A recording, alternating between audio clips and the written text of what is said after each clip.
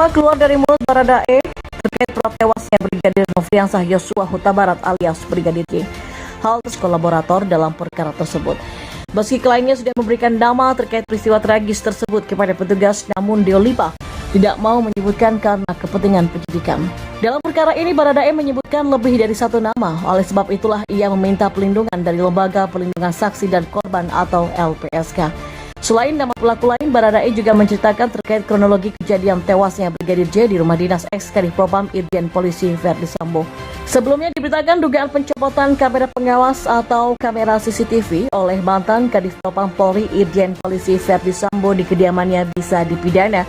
Hal tersebut diungkapkan oleh Menko Polhukam Mahfud MD lewat keterangan tertulisnya. Menurut Mahfud MD, Verdi Sambo tidak hanya melakukan pelanggaran etik namun bisa dikenakan pidana. Mahfud menambahkan sanksi pelanggaran etik dengan pelanggaran pidana berbeda. Kalau pelanggaran etik hanya diusut Komisi Disiplin dengan sanksi bisa dikenakan adalah pemecatan, penurunan pangkat, teguran dan juga lainnya. Sedangkan peradilan pidana diputus oleh hakim yang hukumannya berupa sanksi pidana seperti masuk penjara, hukuman mati, pidana seumur hidup dan juga perampasan harta hasil tindak pidana dan lain-lain. Seperti diketahui, Bayangkara II Richard Eliezer atau Baradae akhirnya buka suara soal kasus pembunuhan Brigadir J. Setelah selama ini bungkam, Baradae mengungkapkan fakta baru. Bahkan dalam keterangannya itu, Baradae mengungkapkan fakta yang selama ini disembunyikan. Kuasa hukum Bayangkara II Richard Eliezer atau Baradae Muhammad Burhanuddin menyampaikan update terkait dengan pemeriksaan terbaru yang dilakukan terhadap kliennya. Burhanuddin menyatakan kalau sang klien telah menyebutkan beberapa nama yang disebutkannya turut terlibat dalam insiden baku tembak yang telah menewaskan Brigadir J. Adapun penyebutan nama itu tertuang dalam BAP terhadap Baradae semalam. Kendati demikian, Burhanuddin masih belum dapat menjelaskan siapa saja nama yang disebutkannya tersebut. Dirinya hanya menegaskan kalau sang klien akan mengungkapkan kasus itu secara terang. Tidak hanya itu, dalam BAP-nya Baradae juga menyatakan kalau dirinya bukan pelaku tunggal, melainkan ada pelaku lain. Oleh karenanya dalam waktu dekat pihaknya akan bertanya LPSK untuk mengajukan diri sebagai justice kolaborator. Tidak hanya itu, dalam pengakuannya semalam Baradae juga kata Burhanuddin turut menyebutkan beberapa nama termasuk posisi Irjen Polisi Verdi Sambo. Kendati begitu, Burhanuddin masih enggan membeberkan secara detail apa saja yang disampaikan oleh Baradae dan meminta untuk menunggu keterangan lebih pasti versi Kadif Humas Polri. Saya nggak bisa keluar ini dari mulut saya nggak mau. Tapi itu sudah terang benderang, sudah disebutin di BAP, posisi pas dari Verdi Sambo dan sebagainya, kata dia. Sebelumnya kuasa hukum Bayangkara II Richard Eliezer atau Baradae yang baru yakni Burhanuddin menyatakan kalau kliennya akan mengajukan diri sebagai justice kolaborator kepada LPSK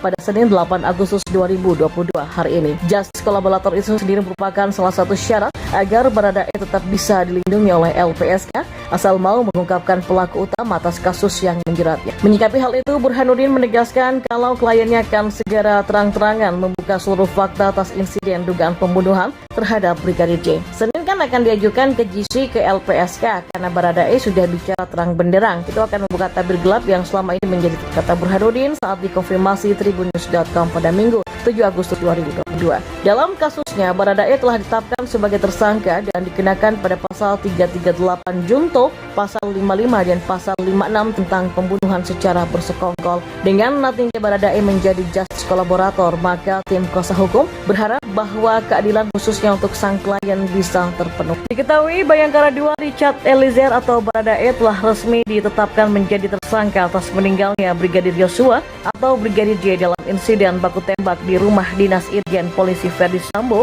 pada tanggal 8 Juli 2022 lalu. Namun di sisi lain proses permohonan perlindungan terhadap Baradae masih jalan di LPSK. Lantas bagaimana nasib proses permohonan tersebut? Nah, Wakil LPSK Edwin Partogi Pasaribu menjelaskan sejauh ini pihaknya masih dalam proses investigasi dan pendalaman atas proses permohonan yang sedang bergulir untuk Baradae. Terkait dengan status hukum yang kini telah ditetapkan kepada Baradae, Edwin menyatakan LPSK masih bisa menerima permohonan perlindungan itu meski yang bersangkutan sudah menjadi tersangka. Adapun persyaratannya, Baradae harus menjadi pelaku tindak pidana yang bersedia bekerja sama dengan penegak hukum untuk membongkar kasus tindak pidana tertentu yang terorganisir dan menimbulkan ancaman serius atau dalam kata lain justice kolaborator. Terlebih dalam kasus ini Baradae ditetapkan menjadi tersangka sebagai orang yang turut serta melakukan pembunuhan yang disangkakan pada pasal 338 JO, pasal 55 dan 56 KUHP dengan ancaman hukuman 15 tahun penjara. Kendati demikian, Edwin memastikan kalau sejauh ini Baradae masih belum mengajukan diri sebagai justice kolaborator dalam perkara ini. Tidak hanya itu, pihak LPSK juga, kata Edwin, masih akan menelaah lebih dalam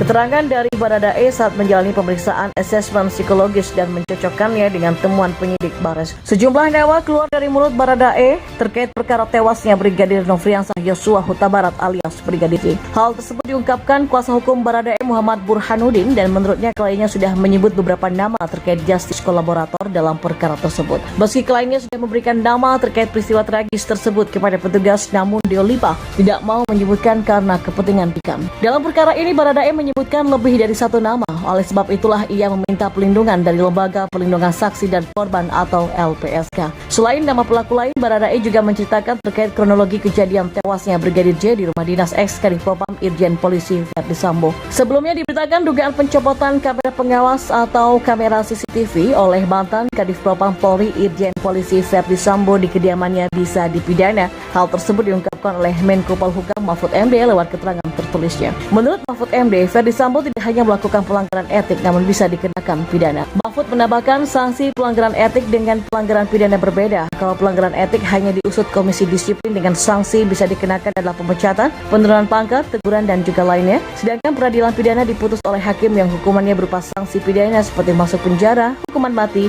pidana seumur hidup dan juga perampasan harta hasil tindak pidana dan lain-lain. Seperti diketahui, Bayangkara II Richard Eliezer atau Baradae akhirnya buka suara soal kasus pembunuhan Brigadir J. Setelah selama ini bungkam, Baradae mengungkapkan fakta baru. Bahkan dalam keterangannya itu, Baradae mengungkapkan fakta yang selama ini disembunyikan. Burhanuddin menyatakan kalau sang klien telah menyebutkan beberapa nama yang disebutkannya turut terlibat dalam insiden baku tembak yang telah menewaskan Brigadir J. Adapun penyebutan nama itu tertuang dalam BAP terhadap Baradae semalam. Kendati demikian, Burhanuddin masih belum dapat menjelaskan siapa saja nama yang disebutkannya tersebut. Dirinya hanya menegaskan kalau sang klien akan mengungkapkan kasus itu secara terang. Tidak hanya itu, dalam BAP-nya Baradae juga menyatakan kalau dirinya bukan pelaku tunggal, melainkan ada pelaku lain. Oleh karenanya dalam waktu dekat pihaknya akan mendatangi LPSK untuk mengajukan diri sebagai justice kolaborator.